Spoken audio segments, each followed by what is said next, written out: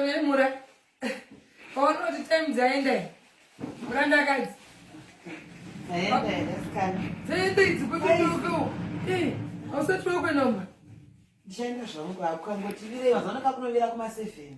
Ndenge kuchiri kwakadara kunovira kuma7 ndozongoenda zvangu. Kwavanongosarana nemunhu fanoenda kakumba kwako uchinobikira vana vako. Variko don't worry. Ndomanyire zvangu.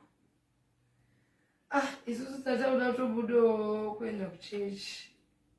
Saka unongoziva kuti unongoona kuti munhu wauya makuseni ukadya porridge wamwa tii. Saka inini ndikutofunga kuti komurandakadzi achaenda kumba kwake nguvai tiwanowo kuita zvatinoita. Tikangodya sapa ndobva ndaenda hangu. Randakadzi hatisi kudya sapa isu zvatotodya nhasi ndizvozvo. Saka patoenda kwezvozvo kuchiri kwakachena hapana kana problem.